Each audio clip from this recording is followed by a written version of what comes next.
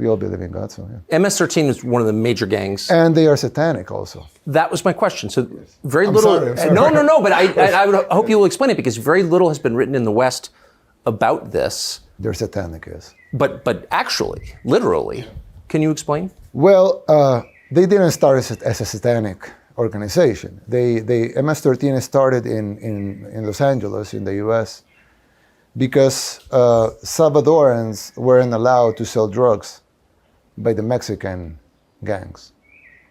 So they created a gang that was called the 18th Street Gang, because they basically wanted to sell drugs in a street that was 18th Street over there.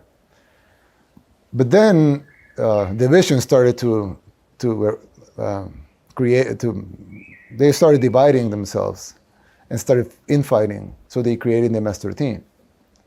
And then the MS-13 started outgrowing the other gangs, and they started exporting the organization to other parts of the US. And when Bill Clinton decided to deport those guys, he didn't tell our government at the time, I'm deporting this criminal. They just sent them here. And they came, there were few, but unchecked. At the same time, some laws were passed to protect minors from imprisonment.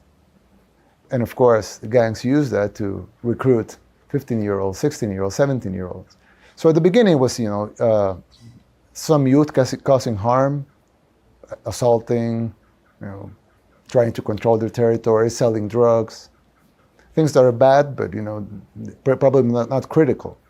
But they grew, and they started controlling territories.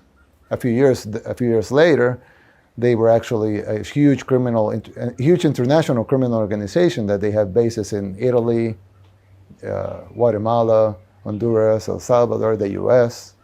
Basically, a lot of major cities in the U.S. will have strongholds of. Right outside Washington, D.C. Yes, of course. And you have in Long Island and yes. In L.A. It's a huge criminal international organization. So they grew and they started, killing more people just to get territory or to fight against rival gangs or to, collect debts or, money or whatever. But as the organization grew, they became satanic. They started doing satanic rituals. I don't know exactly when that started, but it was well documented. Yes.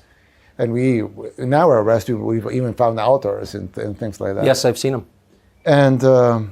And so they became a satanic organization. And even when you, sometimes when you interview gang members that are in prison, they would say, I'm out of the gang. Of course, they're in prison, but they would say, I'm not a member of the gang anymore. And when they asked them why, I remember I remember the news outlet that made it but it's a very well-known news outlet that made this interview with a gang member in person. We allowed them to go into prisons and do the interviews.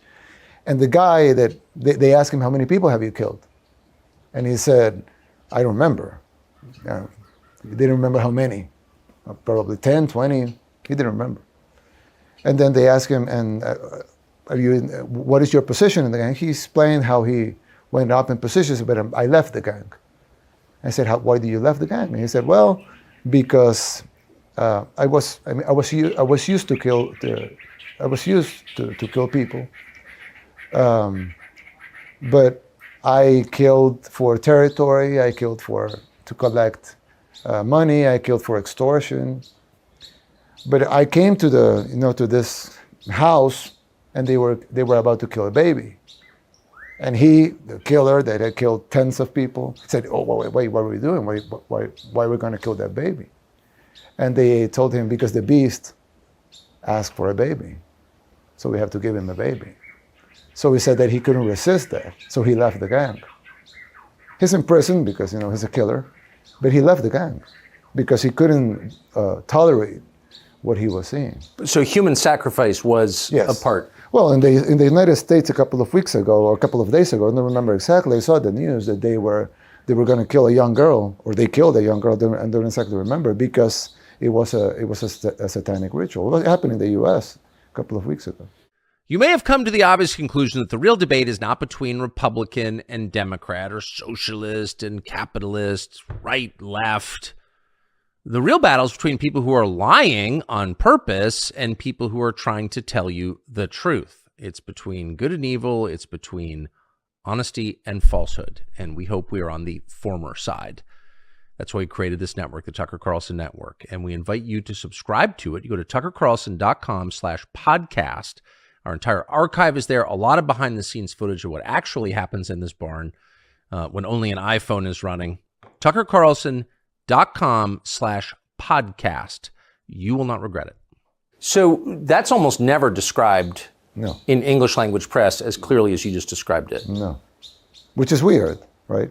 Well, you sort of wonder why. Yeah. If there's a spiritual component that's driving it, why not just say so? Yes. But I guess my point is you saw it as that.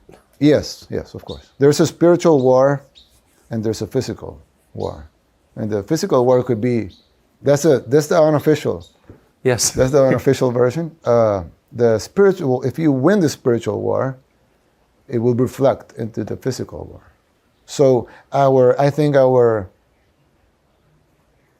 don't know what I would call it, our impressive victory was because we won the spiritual war very, very fast. Well, that leads me, I didn't expect. Because you didn't have competition. I mean, they were satanic. I think that made